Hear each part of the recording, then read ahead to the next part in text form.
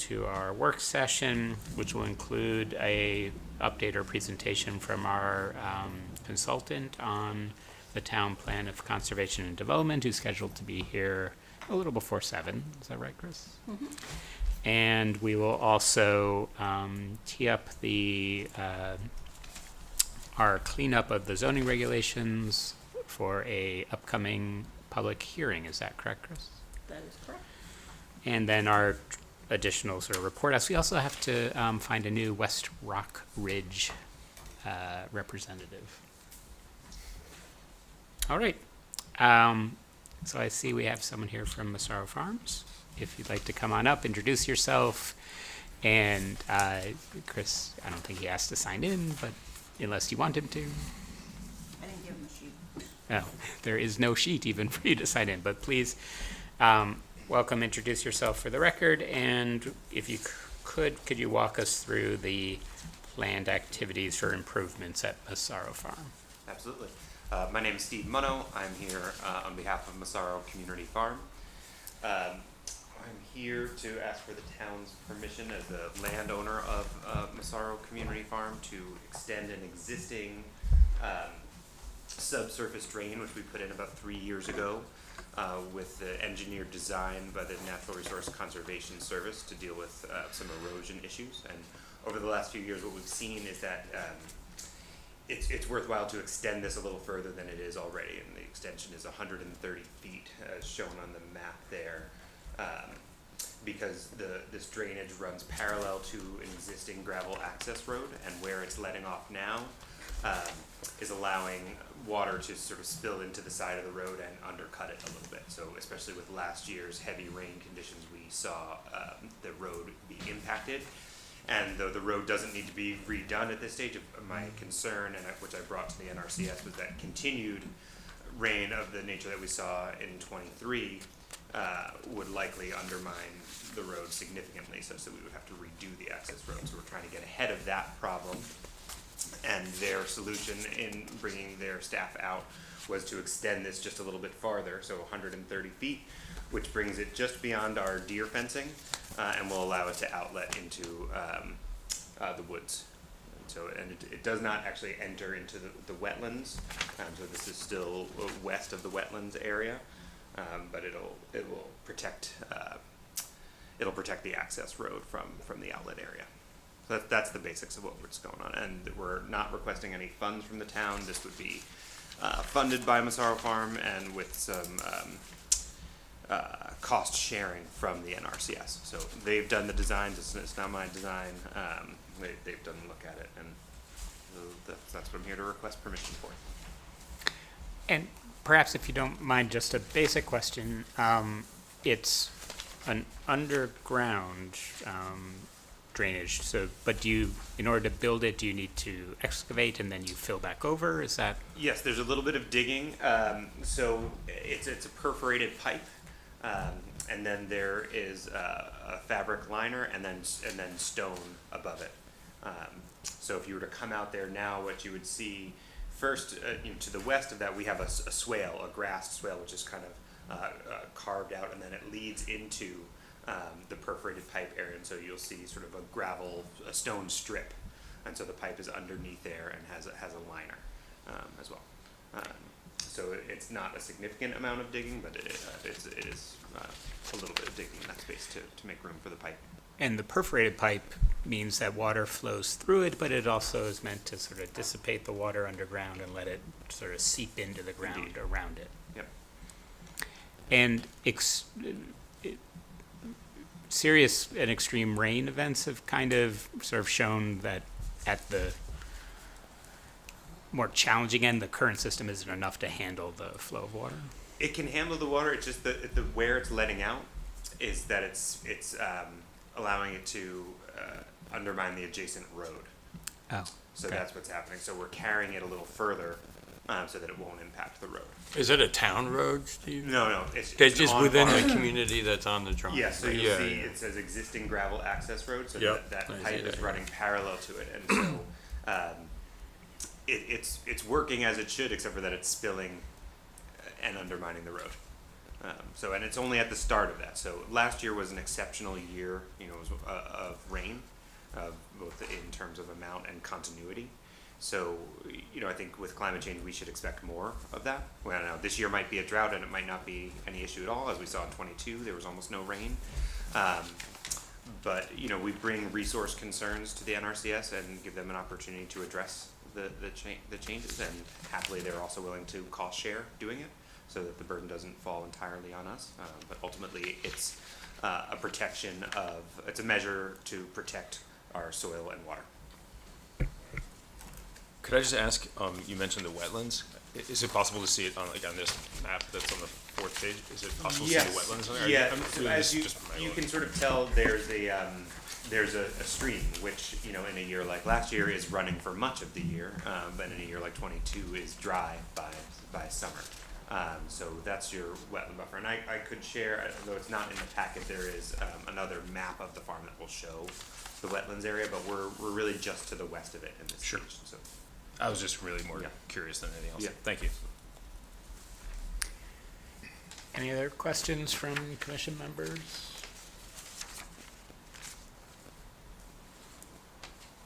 No?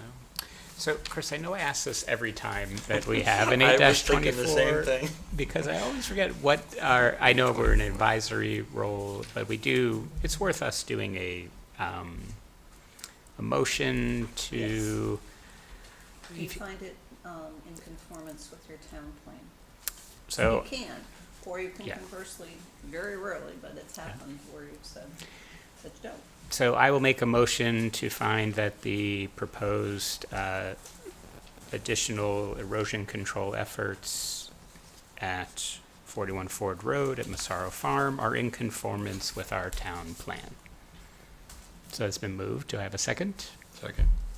Moved and seconded. Chris, is everyone seated today, or? Yes, everybody's seated. Great. So moved and seconded. Any further discussion amongst commission members? Seeing none, hearing none, all in favor say aye. Aye. Any opposed, any abstentions?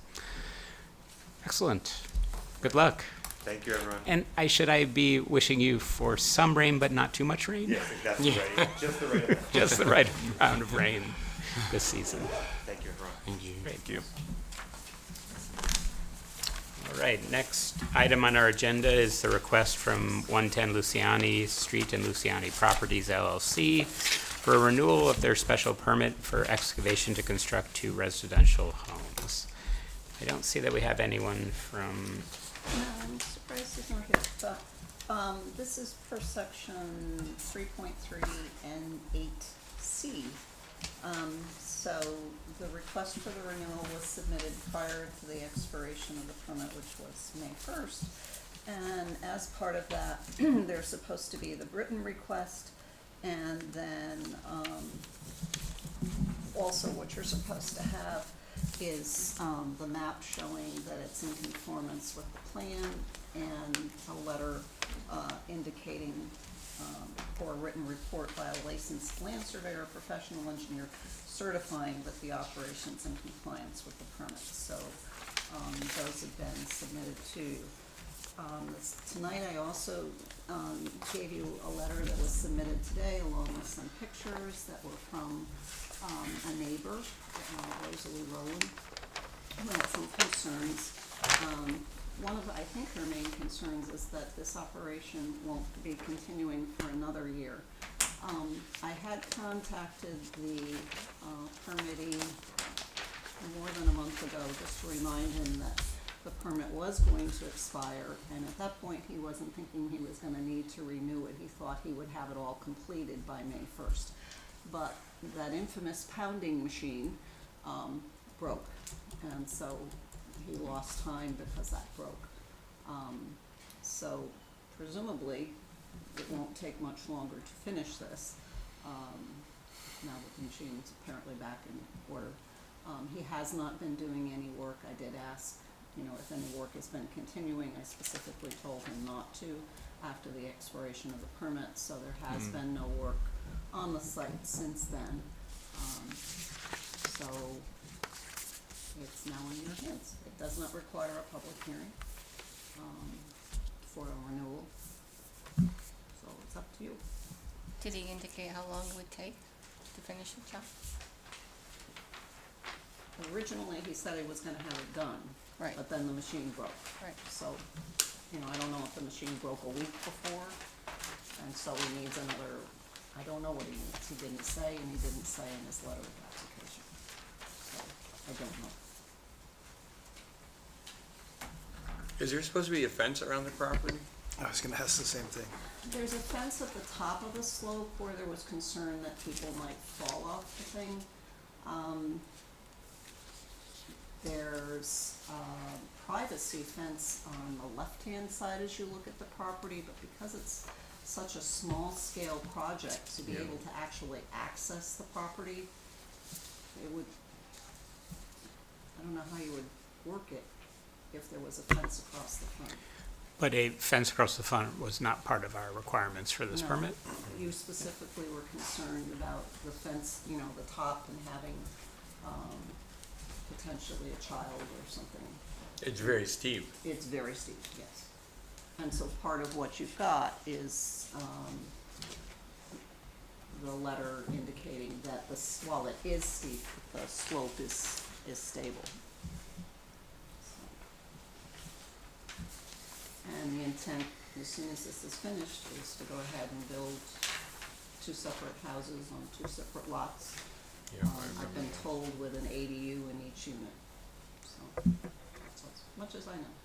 But those plans haven't been submitted yet because we've yet to finish the project.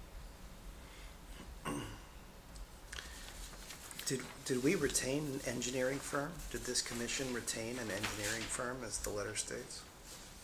We had an original review by your consulting firm, Jim Preedy, but he does not go out and certify as to whether or not the site is in conformance with the plan. Is there any requirement that anyone do that? That would be up to you to decide if he would, generally, what you've been trying to do is have the onus or cost of that review upon the applicant rather than upon the town. Sure. So is this standard that there's a 1-year approval? Is that typically how that works? That's the way your regulations are written. So if we reapprove it tonight, it has to be in 1 year, right? It can have its own approval length, I believe, because it doesn't have a specific site plan attached to it. The way the statutes are written, if this had a site plan that you were approving at the same time, similar to Toll Brothers, where you had an excavation permit and a site plan, the permit should run as long as the site plan runs. But your regs specifically call it out as being a year, so your regs Sure. in this particular kind of a permit. Are we approaching, let me rephrase that. Do we know when work began at this site? The permit was issued last May, so Okay. it began Sometime after thereafter. that point.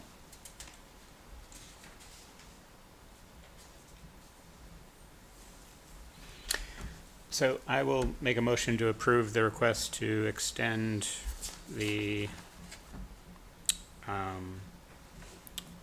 special permit, or renew the special permit for excavation for the 2 residential homes at 110 Luciani Street for a period of 1 year. Do we have a second?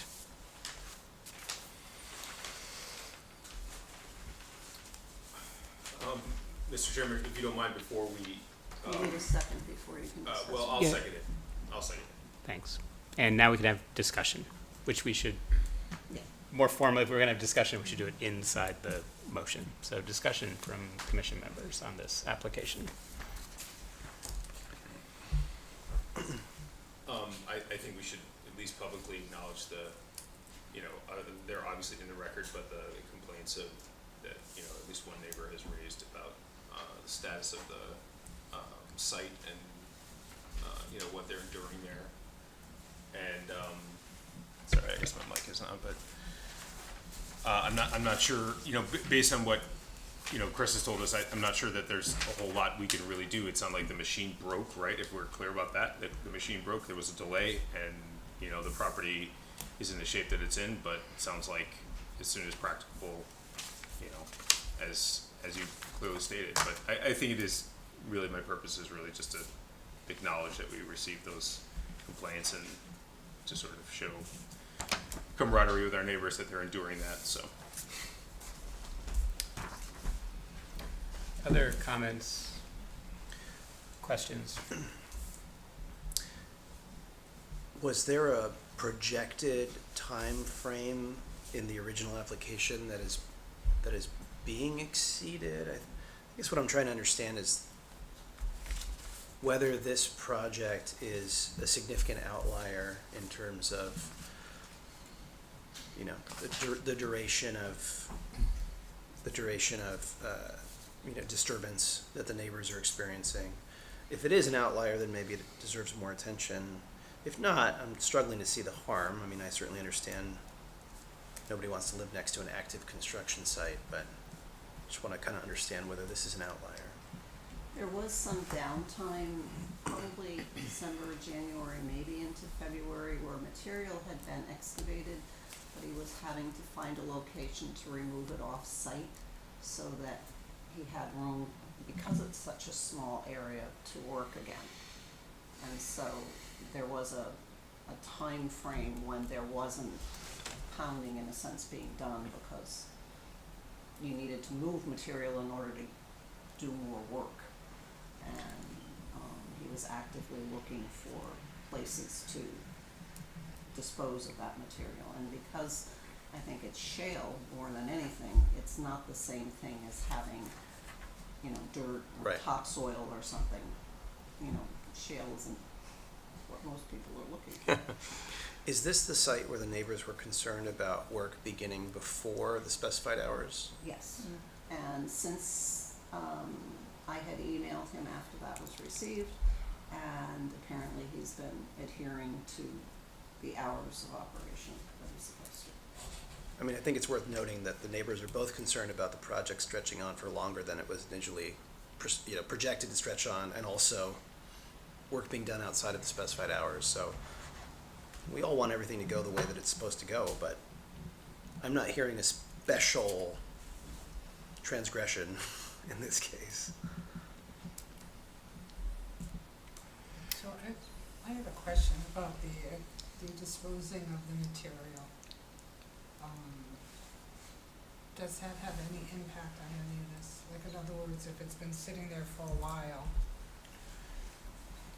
they can't find a spot to put it. Well, Is that there was any- in the middle of the winter Right. when it was there, and so Ben's question was, is he, you know, Right. whatever, and so I'm just saying that there was a time frame where work wasn't being done because to remove the material, He needed to. but it was clean material because it was material that was down underneath that was being, you know, removed, so. Because one of the concerns that she had was whether or not that needed to be tested, but it's shale that's been down in the ground, Right, and it's obviously gonna be moved. and it was moved, yeah. Might have been thought, did he know there was we were gonna discuss this tonight? He knew that it was on the agenda for tonight, Okay. haven't heard from him. I mean, is there a sense as to how far the project is completed? As I said, he was gonna have it done, he thought, by May first, except that the machine broke. So to me, that means he's almost Almost done. done, would have been done, except the machine broke. With the excavation and the Right. sort of hammering. So I drove by it on the way over here, and it is a very large pile of rock. Right. It's on a very small sort of Piece of land. piece of land. So to the extent he needs, so there will be truck traffic coming soon to their neighborhood to haul away all of that material. But the um, pounding should be ceasing.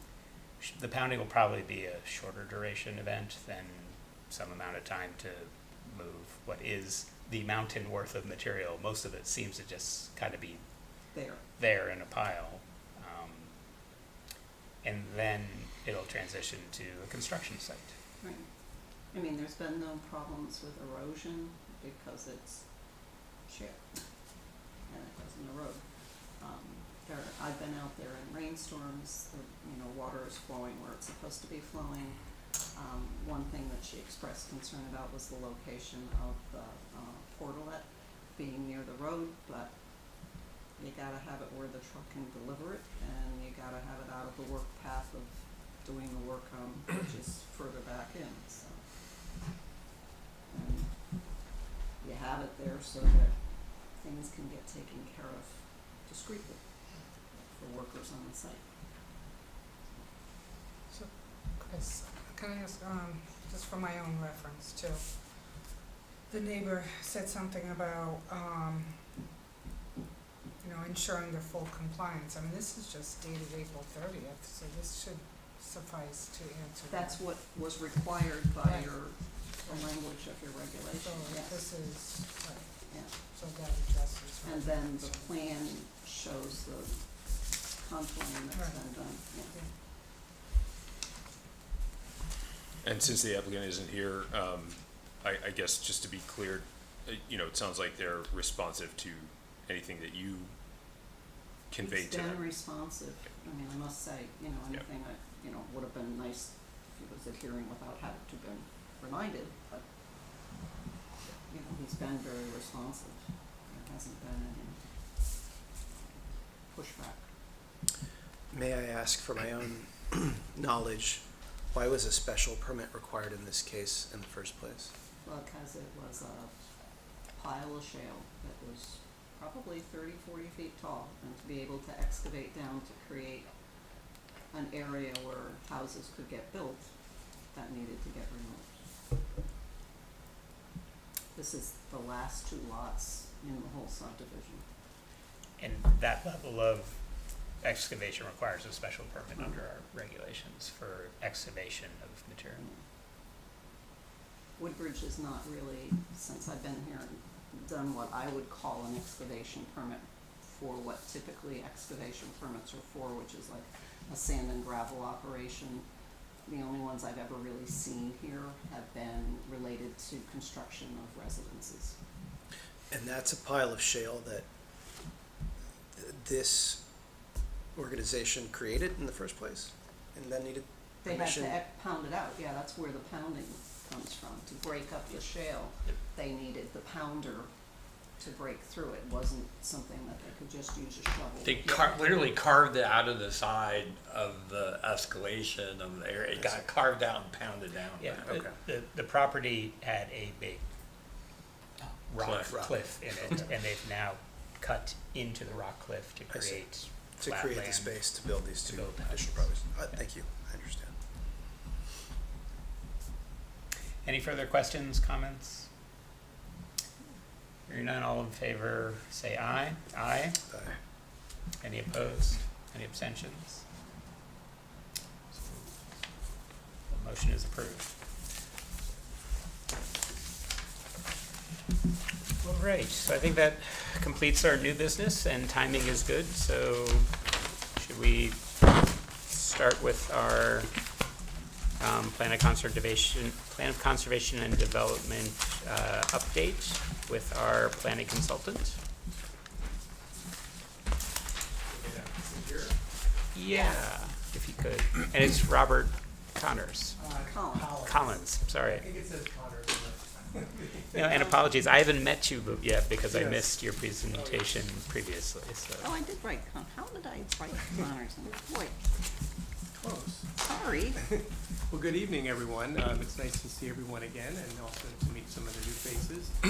Robert Collins, as we've just clarified with SLR, and going to be working with you all to update the plan of conservation and development. Just, primarily wanted to just get things kicked off tonight. Obviously, we've been talking with Chris a little bit and getting things going, and then also looking at the calendar, and then also getting the COG involved with, who will be working with us on developing the map and some of the other data. I do have a brief presentation, just to kind of go through a couple things that we talked about, last time. And then kind of just really talk mainly about the schedule and get your concurrence on some dates kind of in the next 3 months. I have a handout of the presentation, and it depends on whatever you all want to do. I can either pass that around and we can talk from the presentation, or I did bring my laptop if you wanna, if there's any way for me to plug it in and put it up on the Yeah, screen. the projector's there, so. Okay, I'd love a copy. yeah. For the online or video, which would it help to present? For Matt's purposes, he can zero in on the screen. We can just turn the light off so that it shows up better. Great, thanks. And then a copy of this to Chris I to got make one. sure, oh, and we can upload it to the town website? Great. No, sorry, I should have started my computer. It's gonna take me a second to get my computer up. So I guess I can note real quick, one of the things that, as Robert has mentioned, is that, SCROG will be assisting us with doing all the map work. In terms of what's needed for the town plan, they're actually looking forward to doing that. And so, that's something that's reduced the cost of doing, update of the town plan, because that's a service that's being finished, through SCROG.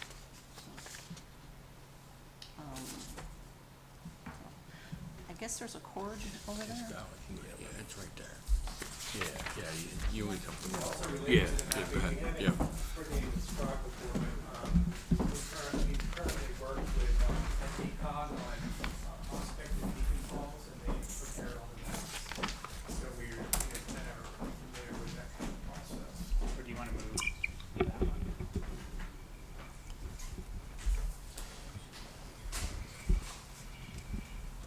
Oh, okay, I think that's it. Is it gonna reach? If not, we can plug it in over there, and I'll just,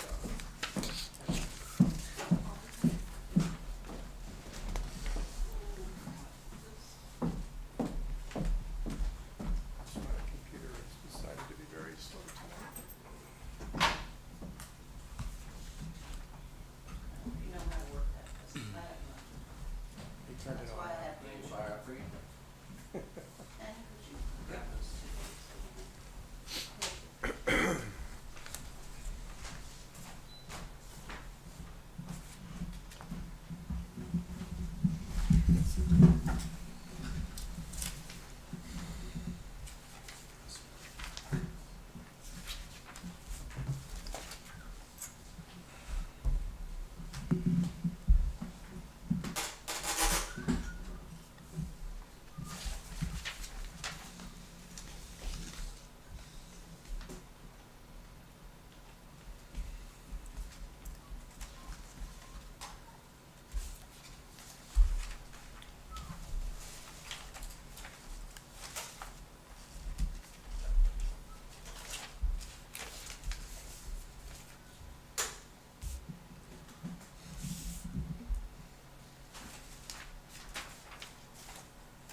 Does it need to move up a little bit? No, I can handle that. It's just shopping cart wheels is all.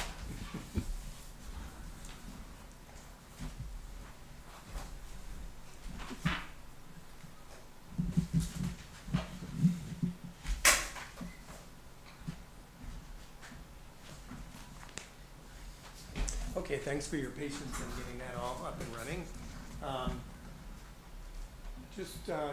We kind of talked a little bit about what our proposed process would be when we met last time, and I just wanted to kind of go over that again real quickly, and then we'll kind of talk about the schedule. So what we had proposed and what we would like to, it's kind of like about a 5 or 6 task process from initial where we'll, having this kickoff meeting would be part of the initial, like the very first task, which is all the way on the left side, baseline review and assessment. During that phase, we will also be looking at the state statutes, the SCROG regional plan, the state plan, and we will kind of put that together like things that changes since your last plan was done. We'll put that together in kind of a summary memo for you and then share that back with you in the near future. That's part of the first phase. Also, we kick off our initial community engagement pieces like the website as well as the survey that we'll talk about in a minute. That kind of then leads into the next task, which is when we get into the more detail of gathering. You know, we've already gathered kind of data and information from the town during the first phase. And the second task, we're going to be putting together the more detailed community profile, which is going to have demographic, housing, economic factors, but then also a lot of information about existing conditions like zoning, land use, transportation, community facilities, those types of things. That will go together in a comprehensive community profile and existing conditions document that we also will share with you and review as we go through in the next couple months. After that's kind of complete, the next step is that we start to work at, you know, after taking a look at the community survey, other community activities that we've done, conversations with you, we will put together with your involvement vision statement or community vision for the POCD. That will kind of be like our overall vision for what we see for the next 10 years of the POCD. From that vision, we will identify then theme areas for the plan to focus on, even though the state does require us to focus on a series of issues like transportation, housing, those types of things. But we'll make sure that those items fit within the theme areas that we feel are most beneficial for Woodbridge, that kind of fit into a more user-friendly, easier updated POCD. Once we have the vision and theme areas identified, we then move into goals and strategies development, and then that's followed by more detailed action steps and policy development, and then the actual text of the plan. And then that whole plan will then be put together in a series of chapters that we will review with you. Then the very last stage is then obviously the plan adoption, going through the state required 65-day review period, as well as any additional reviews that the town would like to have with the public. And then you have to have a formal public hearing to adopt it. And that should happen next April in order for us to kind of meet your May deadline of next May. And then again, throughout this process at the bottom, there's the collaboration with not only you all, but also the public through a variety of different techniques. Any general questions about the process? We can also kind of loop back to that. So looking at the more deep, so how do we put that, all those different phases, how do we put it into the calendar? And then what does that look like? Obviously the calendar, between starting now with May and then going all the way until next April, there's certain things that we try to avoid, like summertime, when people might be away and off. But sometimes we can't adjust it too much because then we'll be off track. And then we kind of run into the same thing like at the winter time, like with the December holiday season and then cold weather, things like that. So we try to do our best and we try to be flexible, but we want to talk with you too. But we do have some of those kind of obstacles that we have to kind of deal with. So really in the next 3 months, the main thing, like I said, in this month and next month, we're going to be kicking things off with the kickoff meeting with you now, reviewing the existing documents, and then getting some of the initial community engagement pieces underway. The first thing is again, the project website or the story map. And we're actively working on that. And in talking with Chris, we'd like to get that to go live approximately like right after Memorial Day. So maybe like the Tuesday after Memorial Day. We think that will probably have like a soft launch or, update. And, what we'll do is we prepare the website. We do have some of the examples that I've shared with you previously that you can look at for a POCD. But we will, we'll share that with Chris, and then she will also share the link with you guys so that you can make edits. The good thing about the website or story map is that it's something that can be very easily and actively updated on a daily basis if needed. So after we launch it, if you all feel that there's something missing or for some reason there's like a paragraph in the explanation about a POCD that you want further, we can quickly update that, and it's not like it all has to be in perfect form, like from the day that it launches. It's kind of like a continued work in process. We can also continue to update and load documents or meeting links and things like that. And the main reason why we want to make sure that we get that launched as soon as possible, like right after Memorial Day, is because then the next major step is actually conducting a community survey. And in looking at the calendar, Christine and I, you know, what we're thinking is probably around June 10th, we would launch it. I know that we were kind of fine tuning that. We know that like school gets out right around that time, but we think that there's opportunities for us to reach out to some of the parent associations and things like that to make sure that that maybe gets put in to their very last newsletter or coordination, so that parents kind of see that, even though there's going to be a lot of things going on with graduations and people moving around. We're hopeful that we can get the word out. We're also talking about getting a flyer put into the tax bills, which would be coming out at the end of June. Chris has already talked with that coordination. I forget exactly who you're coordinating with on that, but they've indicated that we could have the back side of the flyer and we could have the QR code that would take people to the survey. We would also make hard copies available. We'll work again with you all on getting them placed at crucial locations, and then we will try to get the word out with the QR code as well as other links for people to do the survey. In developing the survey, you know, we will put together kind of a draft of kind of like what we see as a good survey for a POCD with asking the right questions. We can also forward some examples. We will, again, also coordinate that with Chris, get them out to you so that you can take a look at those and give us some guidance on like what, you know, how to frame certain questions and get your buy-in before we actually finalize the survey and get it up and running. But that'll probably be happening as well in the, like around the Memorial Day timeframe, as far as getting you those examples and then getting some of your feedback. We also will hold the survey open for a little bit longer period of time than we normally would. Normally about 3 weeks is about how long we would want to run it, because if you hold it open any longer than that, you either have to have additional notifications or because it just starts to sit, you know, because most people will, you know, respond to the survey when they first hear about it. But because we're kind of right at that very beginning of the summertime, we will hold it open, I think, into early July. We have at a minimum, we want to reach, get like at least a 2% response rate, but of course anything higher than that would be wonderful.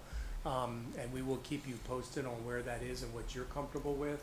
And we'll continue to do notifications if needed to make sure that we get that survey results rate up into a higher rate as much as we possibly can.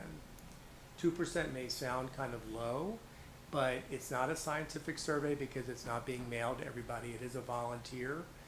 But we can draw some conclusions from that. But obviously if we get 5 or 10%, that would be extremely wonderful.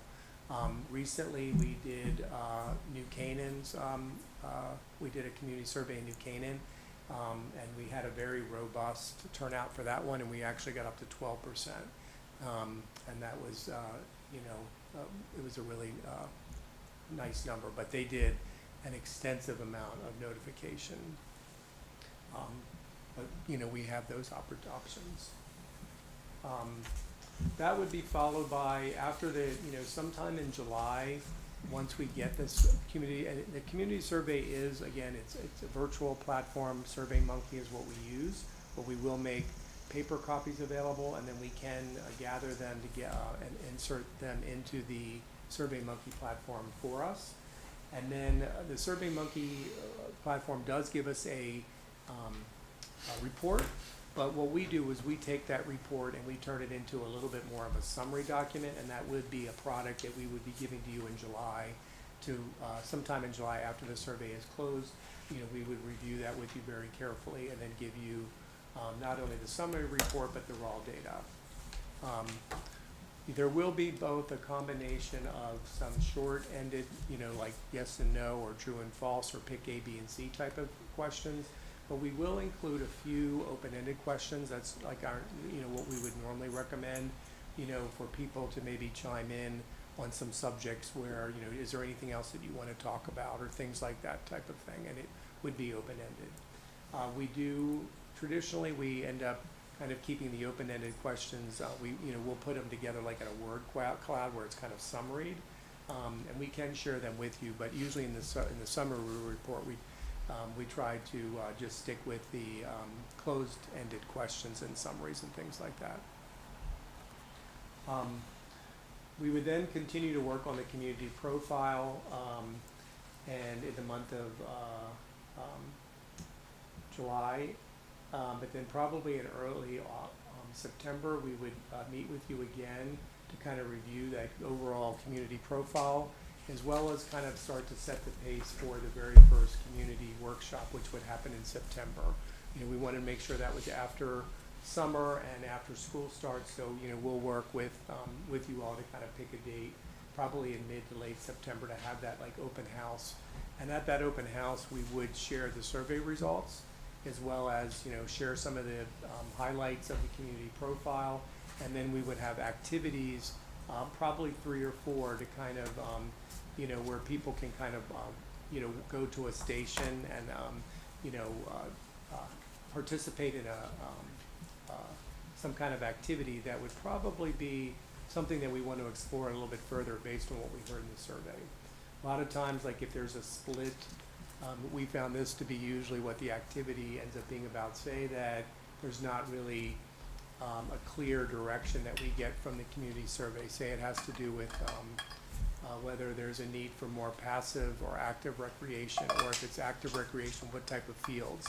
And say we end up getting like a third split between like soccer fields, baseball fields, and pickleball courts or something like that. We usually then want to have some kind of activity where we try to zero in on that a little bit more to kind of get a little bit more clarity.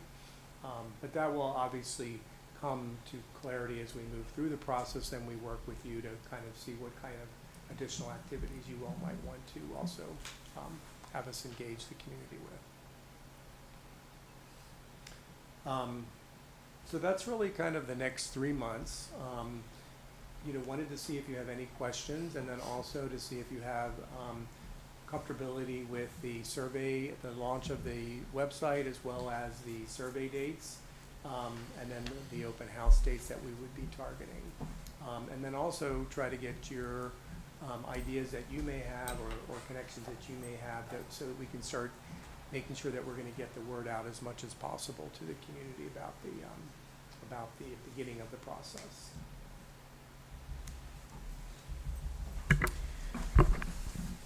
Questions, comments, thoughts from commission members? Yeah, I have a question on the website or the story map. Who has access to that? Is that for the planning and zoning commissioners? Is that open to? Yes, it's open to the entire community, but and how it's done is that we prepare it. It's it's through it's a GIS type of a platform that we were able to create the website. So we don't have to go out and like create a domain name or anything like that. It's something that we create, but then we share a link with the town. Talk to Chris about how we would probably have an announcement on the town's first page of the website, probably an announcement about the POCD update is getting underway. Take a look at the project story map. There's a link to get some basic information, and then be on the lookout for the community survey. Eventually, that link would probably most likely be housed directly on the building and zoning, I believe it's the building and zoning page on the town's website, where we would probably have a link that says, POCD update. And then people would click that, it would open up, and then they would click on another link that would take them to the story map.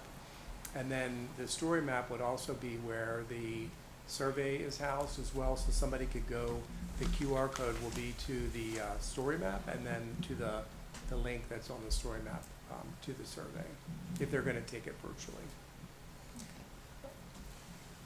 I have a couple more questions. Keep Sure. going on. Just a quick follow-up. So I've seen GIS, this is like our GIS story map. Right. they're wonderful sort of combinations of images and maps, and they're interactive, and you can click on things, and it sort of brings you it's a nice sort of way to display those sort of combinations of information. So I'm looking forward to it. Perhaps for us, if you have an example, New Canaan and others who've done this recently, that you could send us some links so we can see Yeah, what the end result may look like. Right, I know that, I do have some here, I don't know if there's web link in here, is there a Wi-Fi?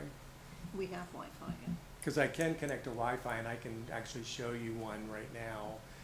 Also, in the handout that we gave you from the interview, there was some QR codes, and you can actually scan them on your phone and look at them as well. But I can go to that, after we, in a few minutes, I can show you an active one. I just had a couple questions in terms of the information gathering. I see you're looking at reviewing completed plans, ongoing initiatives.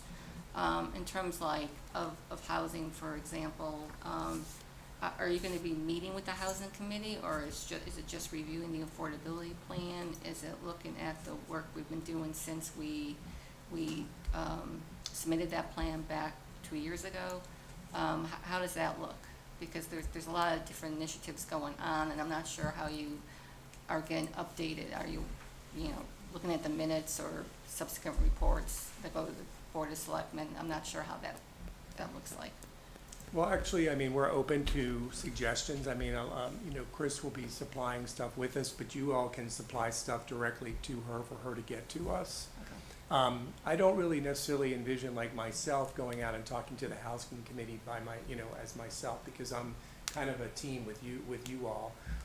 We do, when we get down to when we start, so there should be some announcements made that would either come from the town administration or from, the Planning and Zoning Commission, that we could maybe send out a notice to other boards that, you all are working with the consultant and you're starting to update the POCD. They should start to forward to you ideas or thoughts that they have, and then, that's one way initially. Also to let them know to be on the lookout for the website. That is a way for them as a resident or a board member to participate or come to the workshops and things like that. Because we want people to come to us, because of, wanting to kind of be in a concentrated effort. But later on in the process also, when we get to the action steps, which is kind of going to be like early next year, after we've kind of concurred with the vision and the goals and strategies, we will host something called roundtable meetings that we'll coordinate with you and organize with Chris it'll be on a certain day, and we'll have like hour slots where like the town engineer comes and speaks with us, the public works director, somebody from the housing committee or from the conservation committee can come, and we'll kind of we want to make sure that we're connecting with whatever their initiatives are and ideas, now that they kind of see what our vision is for the plan, and we make sure that there's that linkage between them. But one of the things that I, just to kick things off, any documents or committees that you want to, reports that you think we should have and review in advance, just make sure that, you're coordinating that with us so that we can be on the same page. Okay, so I should submit everything to Chris, and then Chris will get that to you. That's right, yep. Okay. So, Chris, is there any formality to that process? Because I've had members of the Conservation Commission come up to me at social events or otherwise to say, hey, can you come and brief us or have, whatnot. And I do like the approach of actually having them come to us and or focus this. This is an aggressive timeline. It's to get this done, and I think making sure that things happen through our commission, which is charged with the actual creation of this document, is the right way to go. But formally, we need to put out a formal request for them to submit things? Do we invite them to come and give a presentation to us? How has it been done in the past, Chris, here, or Robert, other places? How are they successful in sort of coordinating? Yeah. And we just to note that we probably have 75 commissions and committees in this Oh, no, town. it's more than that. I was underestimating, yeah. You underestimate. It's Which, more than that. which we could get way too bogged down in if all 75 felt they needed So to. I think it's pretty easy for us to reach out to all of them, because that information is here, and so we can reach out and ask that if, you know, in another, you know, they've got a couple of months where they can meet and discuss, and then forward to us, you know, what their major concerns or viewpoints are and whatnot. The last time we did this, I think Park and Rec came and did a presentation to the whole Town Plan and Zoning Commission, and I think that was pretty much it. So, And not conservation, not, I don't Town-owned recall properties, conservation not- coming at that okay. stage of the game, no. So, you know, it's whatever your comfort level is. If you wanna, you know, you've got 2 meetings now before August, so if you wanted to discuss, you know, having someone come and do a brief presentation to you, you've got 2 meetings where you could gather that information, or we can see what we get by just reaching out to them and saying, hey, you know, we're working on the town plan, we need your thoughts and whatnot. and Robert, what have you seen that's been successful in other communities? Well, I think, you know, we kind of talked about it a little bit, and I think it's at the kickoff or the beginning, I think it's important maybe for there to be some kind of memo or memorandum maybe to go around to all the appropriate boards, you know, because, you know, I don't know if the retirement board or whatever would necessarily need to necessarily be involved, but we could identify the ones that we think are the most likely. We could send that notification around, but I think it's also really important to remind folks that are on different boards and commissions that they really, you know, they need to take the survey. They need to make sure that their members take the survey, you know, because that's a way that for us to communicate with everybody, but them also not to maybe be persuaded by like the direction that maybe their board might want to go or something like that.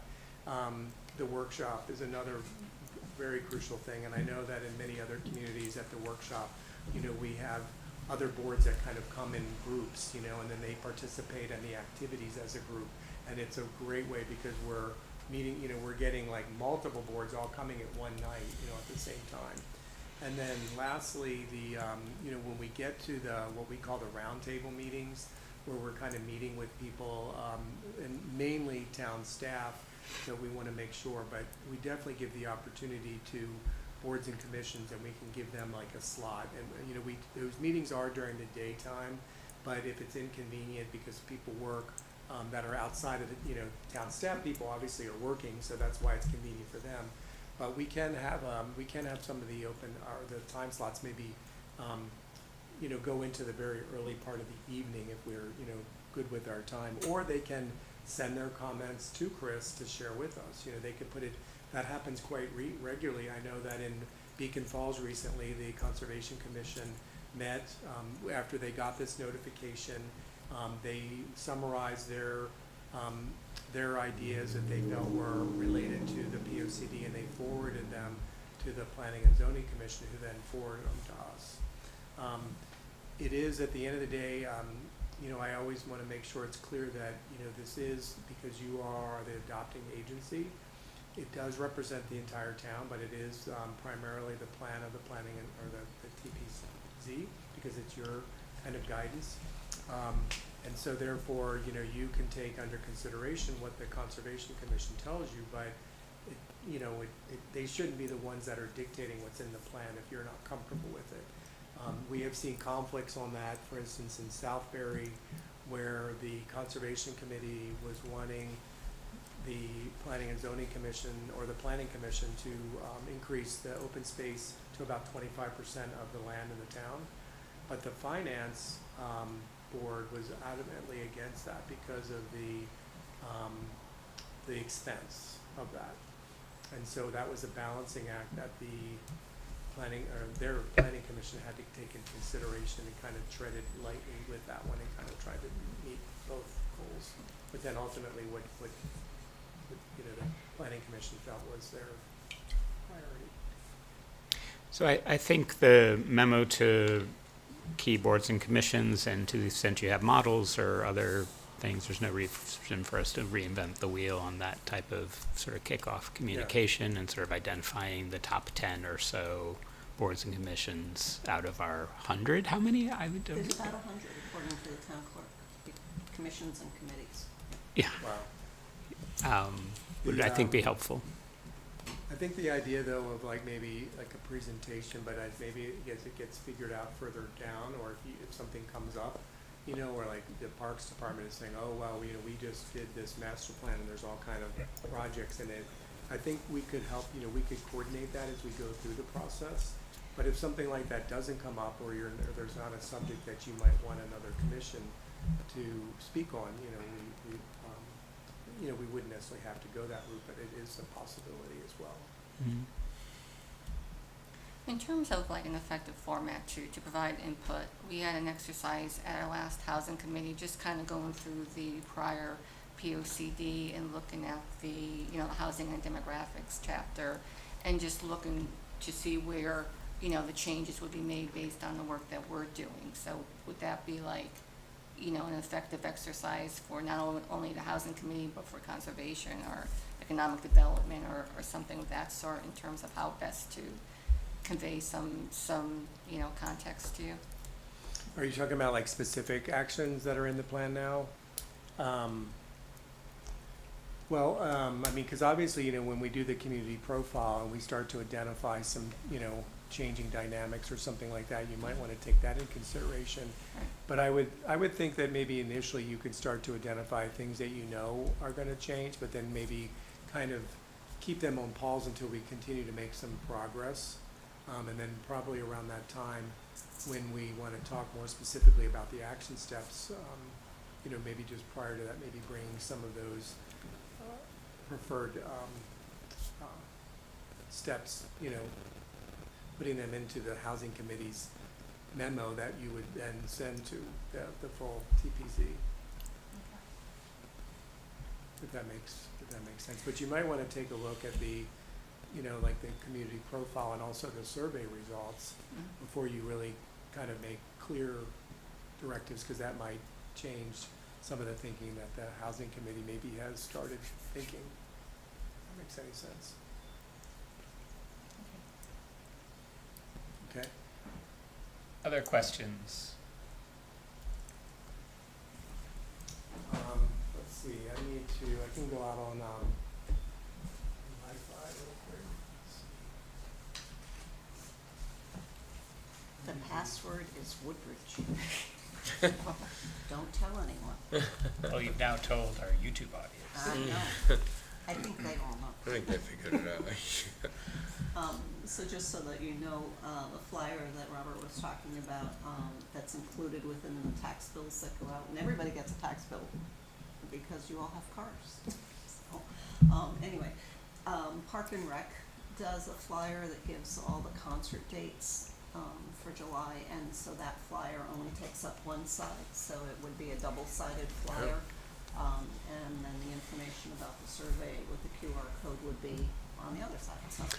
Well, and while he's bringing up that, are there opportunities like the concert series or townwide events or the First Selectman's?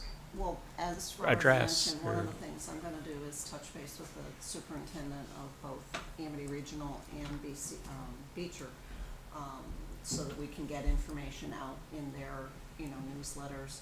I've already talked to Mika, and he's been doing his, newsletter, and so it will go in there.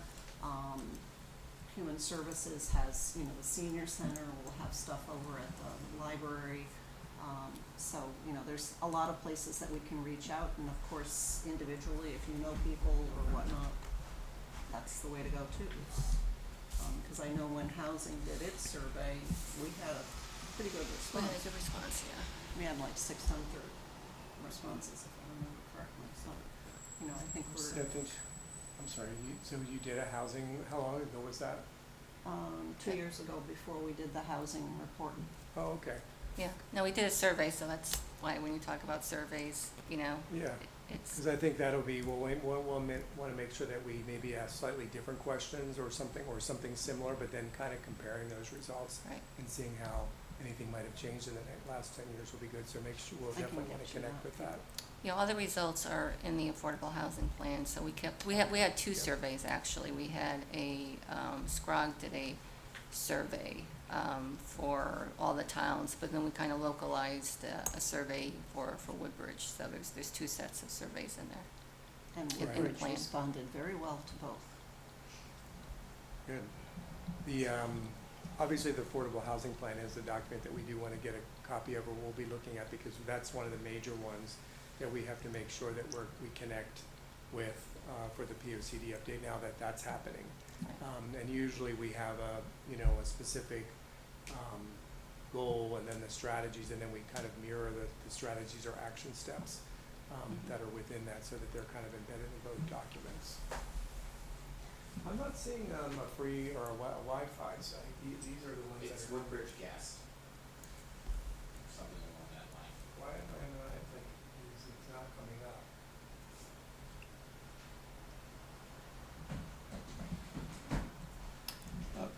It's okay. You can send those to Chris. Chris can send them out to us so we can check them out. Where this was on last time's presentation. It's usually like the Yeah. most active ones pop up. Oh. It still says it's locked. It's got a. Yeah, Oh. then you have Yeah, to, it's, Woodbridge. Chris told you what the password Oh. was. Woodbridge. It's just Woodbridge, all lowercase, yeah.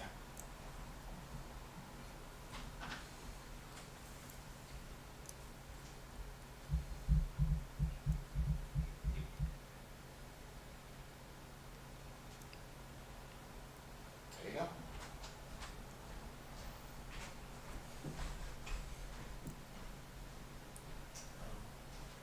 This particular one doesn't have the link embedded. It's just a QR code. Sorry about that.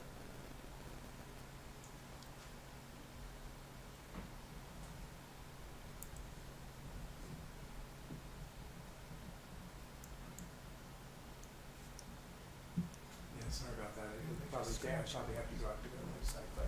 It's okay. But, yeah,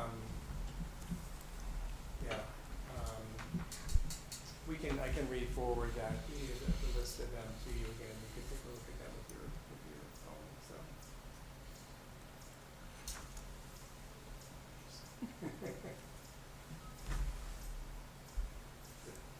Is that working?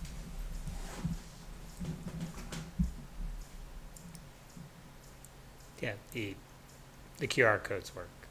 Right, okay.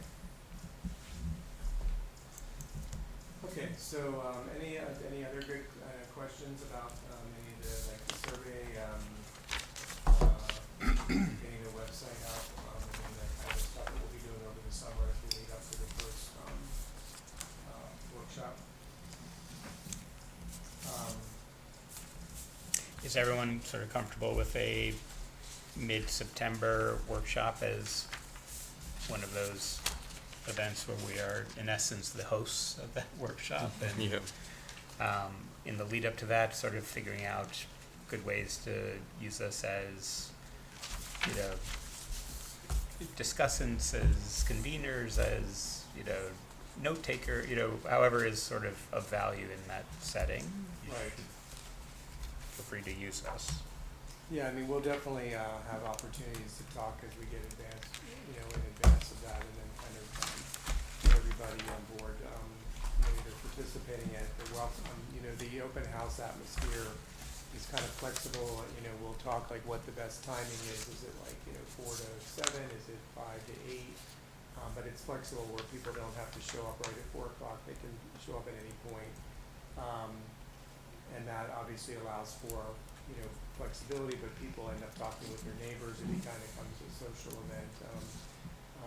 We usually like, commissioners to maybe be at the sign-in table to welcome people as they come in, but then if you have once we figure out what the tasks or the workstations might be, if there's something about sustainability or recreation and, you have a particular passion about that, maybe housing, you might be able to be at that station along with one of our staff folks to kind of help lead people through the activity. So we'll definitely have plenty of time to kind of plan on that. And when we plan that date, we'll just make sure that because it's September, that it's avoiding any open houses at the schools or any holidays that we want to dance around and whatnot, so. But things that will be coming your way in the very near future, and we'll we'll get it going through like email, is we'll be, we'll share you a link with the draft story map before it gets posted, so you can take a look at it. We'll start to send you a draft of the community survey so that you can kind of make some edits and some suggestions. That'll be coming in the next couple of weeks. And then we'll get the the official date of what we're targeting. It's probably like around June 10th, but we'll kind of zero in on that. Definitely several weeks in advance of that so that you can help us start to get the word out.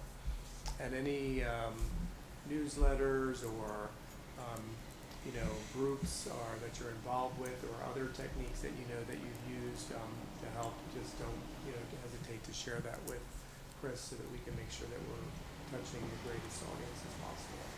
And then we'll keep you posted as we start to go through the survey as it gets underway, like where we are with the numbers. But I think we'll definitely plan on holding it open until at least after 4th of July. We'll have a little bit longer. But if we feel like we need to, go even longer, we'll kind of get your concurrence on that. But at the same time, we don't want it to be open too long, but I think sometime in early July would probably be a good time to close it. Okay? Any other questions? No? Thanks so much. Look forward to working with you over the next few weeks and months. See everybody again, and we're looking forward to getting things underway. Great. Okay. Ben, could you turn the light back on, please? Thank you.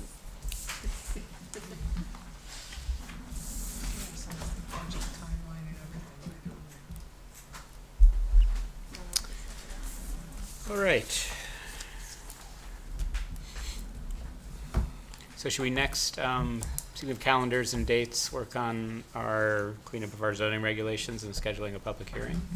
Yeah, I sent it to you electronically. It does Yeah, have, saw that. the, changes so you can see what's happening and whatnot. So, whatever, did I miss? I have no clue. I did open it, I started to look at it and, go through it. It's gonna take a little bit of time, but I did look at it, I have it, so we have to have a public hearing, right? Correct. So should we read it all first and then tell you if we have any changes, and then have the public hearing, or should we just schedule a public hearing? We have, at this stage of the game, because of when SCROG meets, they're meeting this week. So we need to get it to them, so probably you'd be looking for, your meeting in July is on Monday, July 1st. So I would say that you schedule a hearing for then, because then that gives SCROG the opportunity to meet in June and get back to you with comment. And that gives you a little bit more time to review it before, Wait, they comment before the public does? they It- have to have 35 days to comment. So they're gonna be meeting this week. We're not gonna have a document to send them. Right. But in June, they would be meeting on the 13th. So if you have the rest of this month to review, and we talk about it on the 3rd, I can get it to them before Oh, their okay, meeting yeah. on the 13th.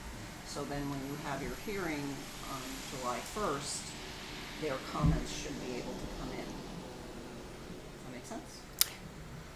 Yes, Perfect sense. perfect sense. Okay. Or So SCROG, it gives you yeah. more time to review it. It lets me schedule a date so I can let SCROG know, this thing will be coming to you for your June meeting. And from the June meeting to our July 1, they would, have time to comment. they would hopefully come. They have 35 days, but they're usually faster Yeah, than as long as I that. can get it to them in a timely fashion before their Yeah. regular scheduled meeting.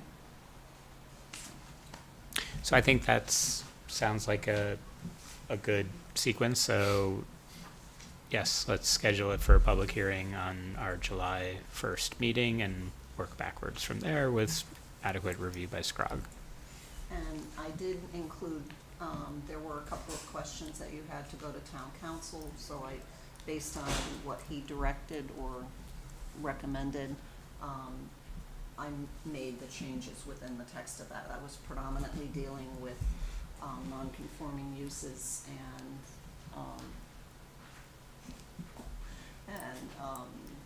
non-conforming uses that had been vacant because there had been statutory changes. So I merged them into one section and then used the language from the statute in there. So, but Okay. you're the second set of eyes. Okay, so when would you like any of our If- sort if you of could- comments or you know, suggestions to you? If you want to discuss it at the meeting on June 3rd, then, hopefully there isn't much to change, and then I can get that to the, do whatever that is, and get them, a PDF of it on the 4th. That's So they good. would have it well in advance of their meeting on the 13th. Okay, so we And should that all, gives you some if you time. could Yeah, also yeah. just give us friendly reminders between now and June I can 3rd to you do that? friendly reminders. Thank you. And there were a couple of changes I did. Yeah, So, yeah. and well, you sent that to everybody. Yeah. Via email, yeah. Yeah. So, When did you send that out? today, Oh, okay, Yeah. okay, I didn't see it, Was okay, it? yeah, okay. so. It's early time. Okay, But, I'm not gonna make any changes until you've all met, and Under- you all agree. that- Yep. but if you could, to the extent folks, like Kathy did raise, hey, Yeah, I some, can make a master document of suggested, final edits, please. Thank Edits. you, Robert. yeah. That we'd have And in then I advance can of, make a running thing of that, and then Great. you'll have that to look at. okay. Do you need anything more formal than that, or you're good? No, Okay. that's fine. Andy is not here tonight, so we will skip our report of the Planning Commission of SCROG. Kathy, any updates from the Housing Committee? Yeah, I have a couple. Some of the members of the Housing Committee did attend the SCROG Housing Task Force meeting in April, and that meeting focused on how towns can support providers in the region, homeless providers that are just dealing with an unprecedented increase of homelessness, and that's directly related to the lack of affordable housing. So what we did at the Earth Day event, 'cause we did participate in the Earth Day event, we highlighted like 3 different homeless providers, New Reach, Columbus House, and Bethel Center. And one of the providers, and this was pretty, I think, compelling in terms of the data. They provided data from the 211 system, which is like the information system for the state where you call in. And that's like the first step if someone becomes homeless and they're looking for shelter. They call the 211 system. So, we had this information at our table where 192 Woodbridge neighbors called over the past year into the 211 line, which is, again, it's the first step you would take if you had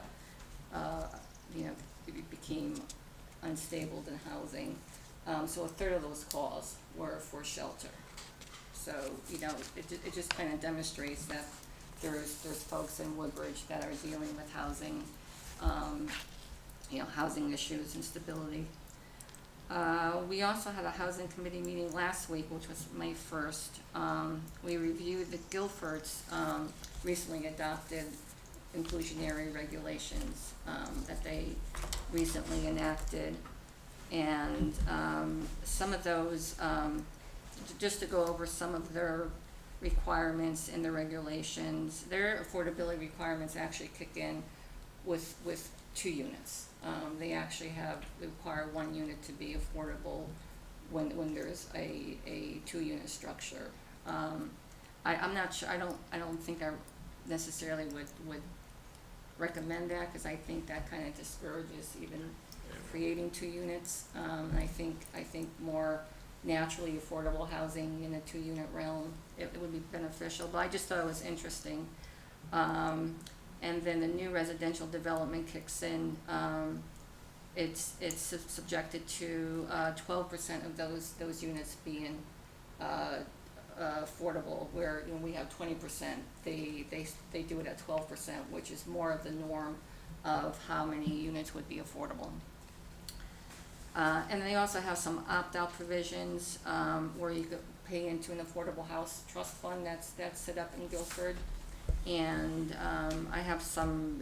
we have some extra handouts from this, if anybody's interested. They create an affordable house trust fund where a developer could, put in the amount equals to 12% of the total development costs. And so they could opt out by contributing to an affordable housing trust fund.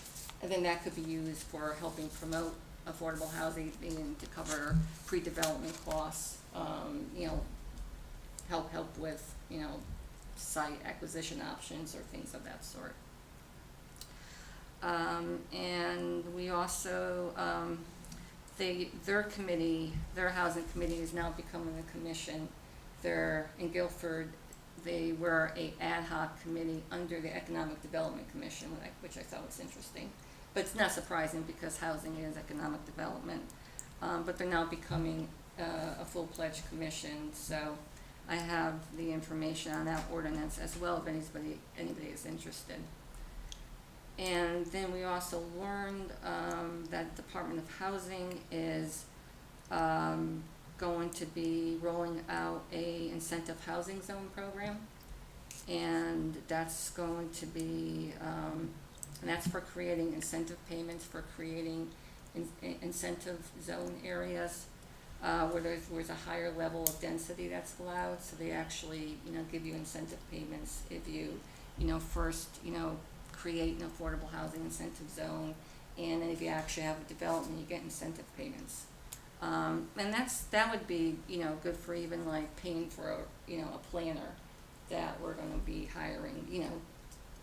It just provides, you know, some good incentive payments. So we're looking to have somebody come into the housing committee to talk about this program and how it could be rolled out. And, you know, I was thinking maybe I'm not sure if the planning and zoning would be interested in doing a joint meeting, you know, since it would be something that would, you know, come before the commission if we were to do an inclusionary housing zone in the future. So I just wanted to, you know, throw that out there to see if you would be interested in learning more about that, if we brought somebody in from DOH or Partnership for Strong Communities, or, you know, a statewide group that does this kind of work. So thanks, Kat. My only question there is if it does come to us as our sort of regulatory decision-making body, is it okay for us to have a pre-meeting where we're learning about it? I'm guessing it's probably fine, but would want to just check. I just thought, you know, you'd just become more informed, and then it's a way of also put on your planning hat, not only zoning, it's part of like a planning aspect of it as well. So, And we've done sort of joint training efforts, other sorts of things. If it's in that sort of spirit, I don't see why not. Other reactions, thoughts? You're getting short. Okay, well, we're just, you know, we're trying to figure out how to actually get units built so that we're into the, you know, out of the planning stage into the actual doing stage. So these are just kind of the pieces we're trying to put in motion. I think more people are informed about how you could do this type of work, I think the easier it gets. Great. So that's it. So it's something we might schedule in the coming months? Well, I was looking, depends when I could get somebody in, you know, I wanna talk to, you know, talk to the town first and, you know, make sure that they are in fact interested in doing inclusionary zoning.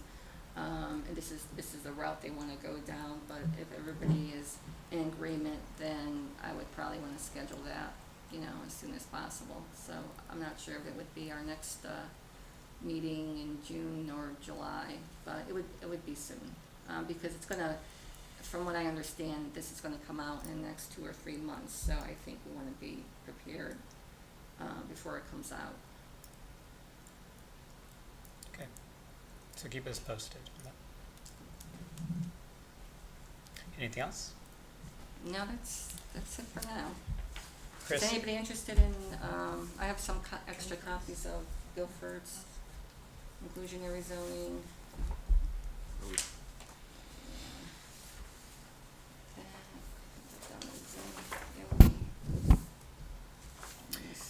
Chris, any reports from with your zoning enforcement officer hat on? No, not really. What's important,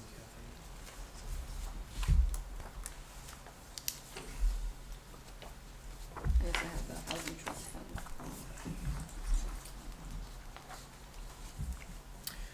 fund. Yoni, do you want to do a sales and marketing job for your replacement as the West Rock Ridge State Park Council representative? Certainly, Mr. Chairman, I think it's a very worthy and important position. And as Chris corrected me on my email to all of you, that particular advisory council, right, it is an advisory council that meets twice a year. I thought it was more frequently than that, but it is twice a year. And I offer it to anyone else who may be interested, I believe. You know, I don't want to speak for anybody, but if someone's interested. And You're- to note that at the last meeting that we had, they actually had been offered a piece of property here in Woodbridge at the end of Lunar Drive that's it goes up the face of the West Rock.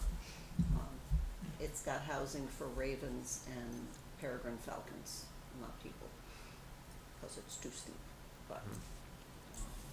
So it was nice, you know, a lot of the land that's out there has been more on the Hamden side, so it was nice to see a piece that was actually in Woodbridge that, Yeah. you know, and it's something that's viewable, so. Yoni, those meeting dates are April and October every year, right? October and April. Yeah. Okay. They start at 4, they very rarely run past 5:30. And they're during the day? They're during the day, and they've been Okay. holding them via Zoom. Okay. Oh, just via Zoom. Yeah, I used to have them come in here, but now it's via Well, Zoom. sometimes they would meet over. A long time ago, they met over at West Rock, or the Nature Center, I went to one of those yeah, when I was commissioner. yeah. Yeah, I mean, it's interesting to, you know, sort of help be a steward of West Rock and think about the surrounding area, hear from the people who are the day-to-day stewards of the park and you know, the concerns and things that are happening there. So it's certainly it's not that it's not interesting, it's more for me, it's just something on my schedule that I would like to shed. So, but I will do it if nobody else is interested. I mean, Paul's not here, so we can We could. we give it to Paul. Yeah. I had expressed interest when Yoni emailed about it. I mean, I think it sounds interesting. I don't know if I should be adding more to my schedule. Twice a year doesn't sound too bad over Zoom. Sounds like a role with merit. Right, so do we need a formal, We can take a formal vote, yeah. all Because then right, I have to tell them that we've got a new member. right. So I will move that Ben Cherry replace Yoni Zamir as our representative to the West Rock Ridge State Park Council. Moved. Anyone seconding? Second. Moved and seconded. Any further discussion? All in favor, say aye. Aye. Any opposed? Any abstentions? I'll abstain for appearances. Okay. Thank you very much for for stepping up. Yes, appreciate it. Yeah. Thanks. Alrighty. Anything else? Correspondence, which we actually already had as part of our Luciani. Yeah, and then I also gave you a copy of the latest edition of the newsletter from the Federation of Planning and Zoning Commissions, which has some very interesting information in it. So, It usually And they does. also have the sheet included in it that's showing you current legislation that's in this session that may or may not impact you. Yes, the session which ends When's it end? Like now, right? Now. Like It's coming up, yeah. 2 days. 2 days, sorry. So maybe in the next one, we'll get an update on. What actually passed, or not yeah. or whatever. But these are always nice resources. Thank you Yeah, for. they're, it's the only place we seem to get information regarding, you know, anything. At the state just level, doesn't- yeah. I mean, for wetlands, DEEP really, you know, lets you know what's happening in terms of legislative things, but there's nobody out there for you You're guys. short of the law journal doing that, and then somebody plucking those out of the law journal, I don't think you would get that, yeah. That's right. Yeah, so, Although it's worth noting, folks, when you read this, you are getting this gentleman's take on, you know, these aren't just summaries, right? This person does have an opinion, and that does tend to infuse a little bit for what that's worth. A lot but you of can good always look reasons. it up and get a more neutral approach. Yeah. At least it's out there on the Can. radar screen. Yeah, yeah, absolutely. Okay, our last items are approval of minutes. I will move to approve the meetings of our regular meeting of April 1st. Do I have a second? Move to second. Any discussion, edits, comments I on? have one edit, and that's that I was actually not present on April 1st. I'm listed as being present. Oh, Even though my name is spelled correctly, which I give kudos to you for doing, I was not actually there, well, I tried. unfortunately. Any other edits? Hearing none, all in favor of approving the April 1st minutes, say aye. Aye. Aye. Any opposed, any abstentions? I wasn't here. So you got all of that? Chris? You Yeah. got all that? 2 abstentions? Yeah. You can still approve us out You of still minutes approve if it, you yeah. weren't You can here. approve it if So you like weren't I, in there, as long as you yeah, have so a I motion. usually Because we read all it. know you watched the You can have video one. of Yeah. the hearing. All right, Here, it's, on 1.5 the minutes are approved. There we go. Next, I will move for approval of the minutes of our special meeting of April 10th, 2024. Do you have a second? Second, Moved and seconded. This was our yes, special special meeting. meeting for executive session. Any edits, comments? Hearing none, all in favor say aye. Aye. Aye. Aye. Any opposed, any abstentions? All right, so those minutes have passed. Motion to adjourn. So moved. Second. Moved and seconded. Any further discussion? Hearing none, all in favor say aye. Aye. Any opposed, any abstentions? Oh, just about 8 o'clock on the dot. Thank you all very much. Thanks for the recording.